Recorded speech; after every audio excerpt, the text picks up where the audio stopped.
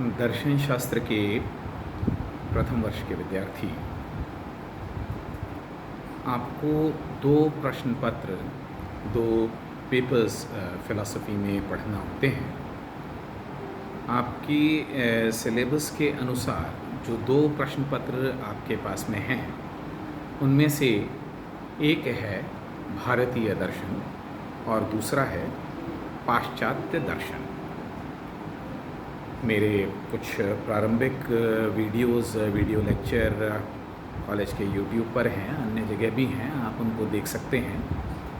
वहाँ आपको दर्शन का एक सामान्य परिचय मिलता है और उसी परिचय में हम भारतीय दर्शन और पाश्चात्य दर्शन की विशेषताओं और जो उनमें किसी हद तक भेद है, उनकी चर्चा भी मिलती है।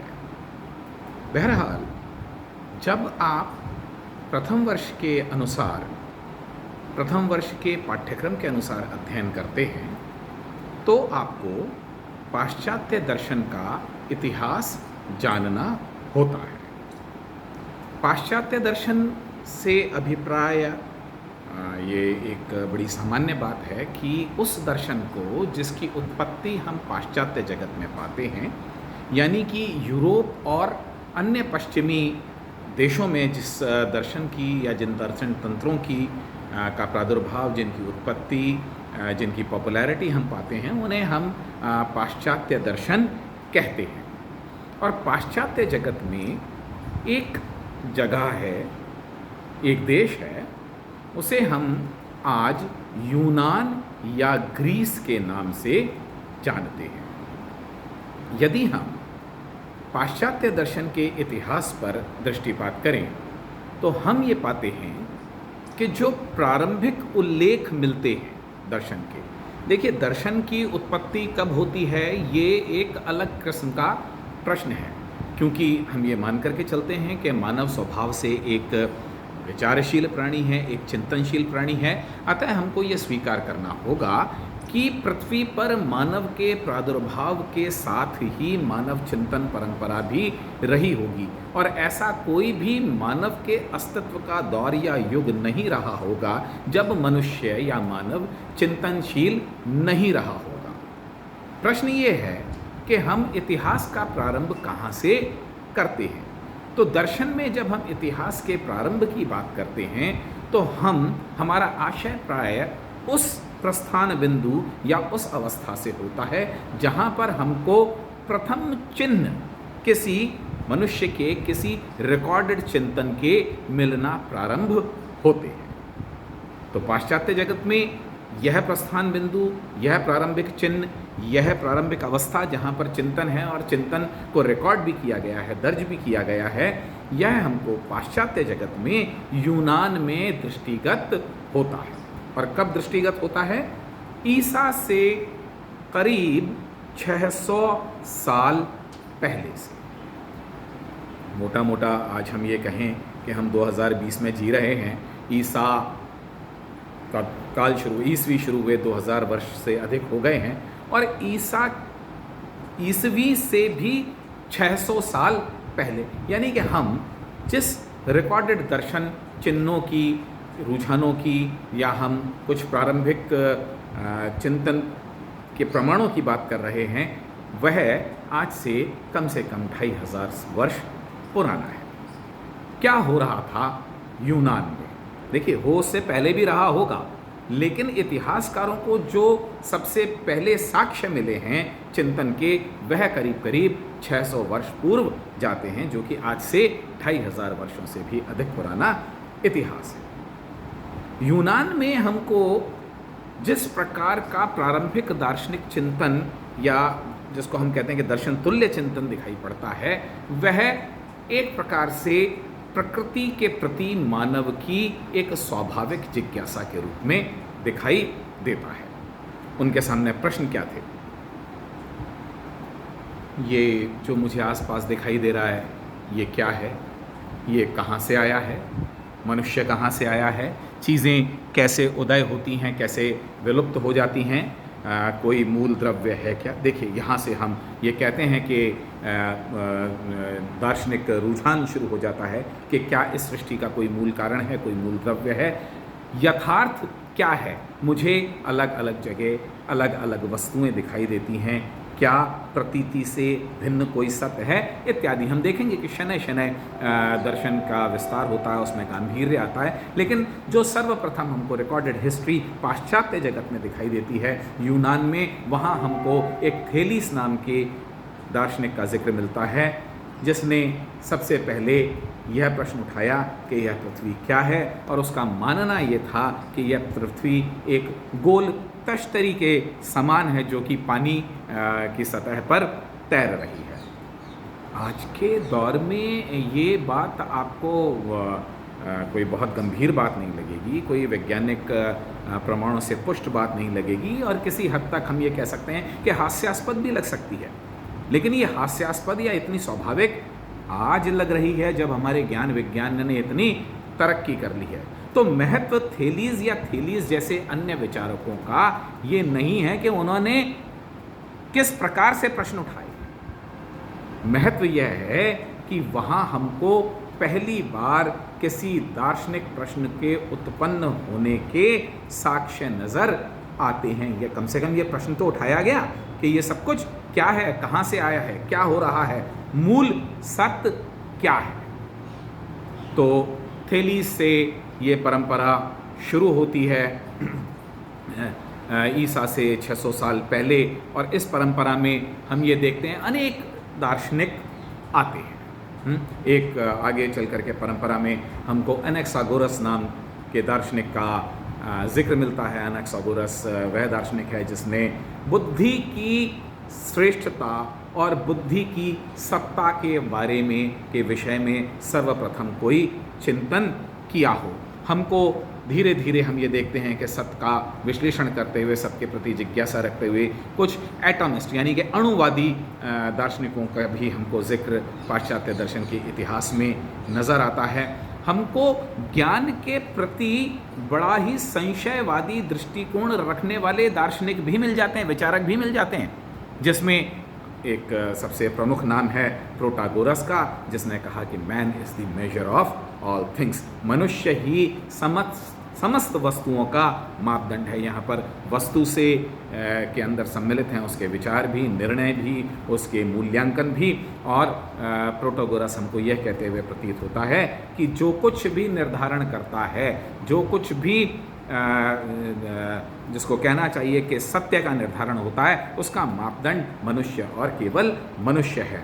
और आगे हम जाकर के देखेंगे कि इस सब्जेक्टिविटी की, इस व्यक्तिनिष्ठता की आलोचना भी दर्शन की परंपरा में हमको दिखाई देने लगती है। इसी स्केप्टिक की, संशयवाद की परंपरा में हमको थ्रेसिमेकस का नाम भी दिखाई देता है, जिससे हम जिसकी लाठी उसका भैंस या माइट इज़ राइट का सिद्धांत एसोसिएट करते हैं। हमको गॉर्जियस नाम का भी एक व्यक्ति दिखाई देता है जो ये कहता है कि कुछ भी जाना नहीं जा सकता और जाना जा सकता है तो उसको व्यक्त नहीं किया जा सकता, इत्यादि। तो हमको न केवल ज्ञान के प्रति जिज्ञासु लोगों का इतिहास दृष्टिगत होता है, बल्कि पैरेलल साथ में ऐसे लोगों का भी, ऐसे दार्शनिकों का भी चिंतन दिखाई पड़ता है जो कि ज्ञान के प्रति बहुत ही संशयवादी दृष्टिकोण रखते हैं। उसके पश्चात एक पाइथागोरस का नाम आपको दिखाई पड़ता है। पाइथागोरस को आज के हमारे गणित के विद्यार्थी ज़्यादा भले तरीके से जानते हैं। पाइथागोरस उस ज़माने में भी देखिए गणित के प्रति लोगों की जिज्ञासा थी, गणनाएं होती थीं, और पाइथागोरस ने स्वयं ने यह कहा है कि मुझसे भी बहुत समय पूर्व एक यूक्लिड नाम का व्यक्ति था, और उस यूक्लिड नाम के व्यक्ति के सिद्धांतों से पाइथागोरस प्रभावित था, और पाइथागोरस की एक थियरम है ना, जिसको हम पाइथागोरियन थ्योरम के नाम से हमारे गणित के विद्यार्थी जानते हैं, और बड़ी पॉपुलर और जिसको कहना चाहिए कि प्रामाणिक थ्योरम है, जिसमें कहा गया कि AC square is equal to the AB square plus BC square. किसी भी ट्राइंगल की हम बात करते हैं तो ये गणना करने की दृष्टि से जो एक बहुत ही मान्य और बहुत ही प्रसिद्ध थ्योरम है, वो हम ये कह रहे हैं कि ईसा से भी अनेक वर्षों पूर्व इस प्रकार का दार्शनिक चिंतन दिखाई देता है। इसके साथ ही एक जो क्लासिक कंट्रोवर्सी, एक डिबेट जो आज भी दर्शन में बीइंग और बिकमिंग की डिबेट है, सत्य की और संवृत्ति की डिबेट बनी हुई है, जिसमें ये कहा गया कि सत्य के स्वरूप को लेकर के चर्चा है, और जहाँ एक और हम ये कहते हैं कि पार्मेनिडेस जैसा दार्शनिक है जिसको हम ये कहते हैं कि आगे चल करके वो संपूर्ण विज्ञानवाद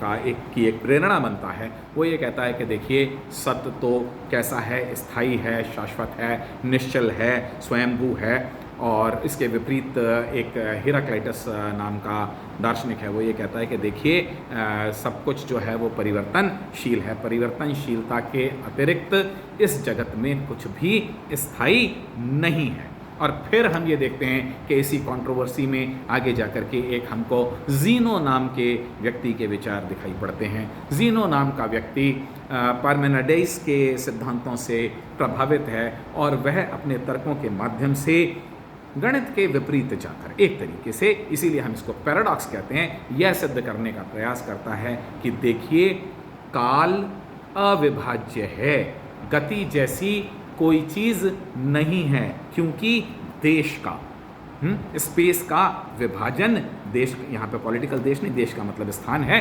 स्थान का विभाजन नहीं किया जा सकता। और यदि आप स्थान को अलग अलग हिस्सों में बांट नहीं सकते तो गति जैसी, मूवमेंट जैसी कोई चीज़ हो नहीं सकती। तो वह यह सिद्ध करने का प्रयास करता है कि नानत्व एक भ्रम है, गति एक भ्रम है, और समय का विभाजन भी आपने अपनी सुविधा के हिसाब से कर रखा है, वह एक भ्रम है।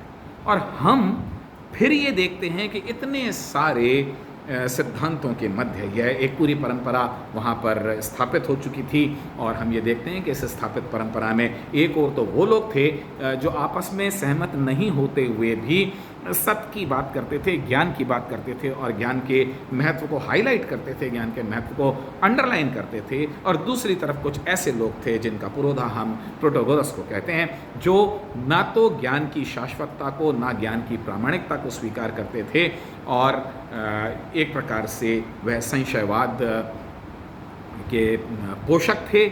और वह ये कहते थे कि देखिए वस्तुतः आप जिस ज्ञान की अभिलाषा कर रहे हैं, जिस ज्ञान की कल्पना कर रहे हैं, जिस शाश्वत ज्ञान की आप कल्पना कर रहे हैं, जिस सिद्ध ज्ञान की आप बात कर रहे हैं, ऐसे ज्ञान जैसी कोई चीज़ होती ही नहीं है।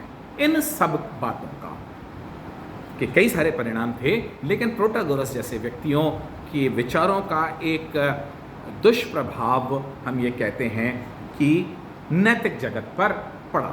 जब यह स्वीकार कर लिया गया या इस चीज़ को सिद्ध करने की कोशिश की गई कि देखिए सत्य जैसी कोई चीज़ होती नहीं है, यह व्यक्ति और व्यक्ति पर निर्भर करता है कि कौन किसको सत्य मानता है। और फिर जैसा कहा गया कि माइट इज़ राइट वाली बात करने वाले थ्रेसिमेकस के अनुसार कि जिसके पास में शक्ति है, जिसके पास में ताकत है, जिसके पास में बल है, वो अपनी बात को सिद्ध करवा लेगा।